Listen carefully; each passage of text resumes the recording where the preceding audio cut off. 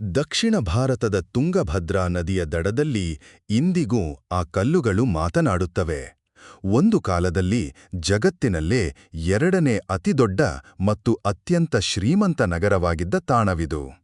ವೈರಿಗಳ ದಾಳಿಯಿಂದ ಧೂಳೀಪಟವಾಗಿದ್ದರೂ ತನ್ನ ಅಸ್ತಿತ್ವವನ್ನು ಬಿಟ್ಟುಕೊಡದ ಆ ಸಾಮ್ರಾಜ್ಯವೇ ವಿಜಯನಗರ.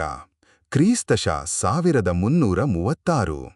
ದಕ್ಷಿಣ ಭಾರತವು ವಿದೇಶಿ ಆಕ್ರಮಣಕಾರರ ಭಯದಲ್ಲಿದ್ದ ಕಾಲ.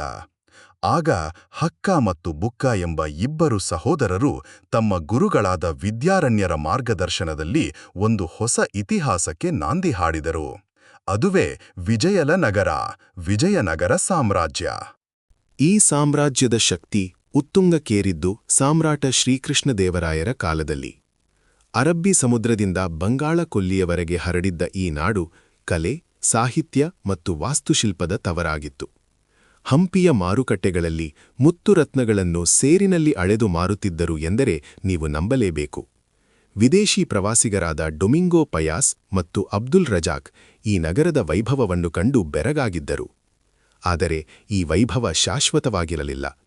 ಕ್ರಿಶಕ 1565ರ ತಾಳಿಕೋಟೆ ಯುದ್ಧ ವಿಜಯನಗರದ ಹಣೆಬರಹವನ್ನೇ ಬದಲಿಸಿತು.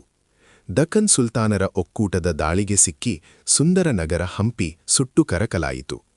6 ತಿಂಗಳುಗಳ ಕಾಲ ನಿರಂತರವಾಗಿ ನಗರವನ್ನು ಲೂಟಿ ಮಾಡಿ ಧ್ವಂಸಗೊಳಿಸಲಾಯಿತು. ಇಂದು ಹಂಪಿ ಕೇವಲ ಕಲ್ಲುಗಳ ರಾಶಿಯಲ್ಲ, ಅದು ಕನ್ನಡಿಗರ ಮತ್ತು ಭಾರತೀಯರ ಅಪ್ರತಿಮ ಸಾಹಸದ ಸಂಕೇತ.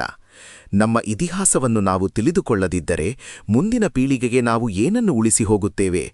ಹಂಪಿಯ ಈ ಕಲ್ಲುಗಳು ನಮಗೆ ಹೇಳುತ್ತಿರುವುದು ಒಂದೇ: ಸಾಮ್ರಾಜ್ಯಗಳು ಅಳಿಯಬಹುದು, ಆದರೆ ಸಂಸ್ಕೃತಿ ಎಂದಿಗೂ ಅಮರ.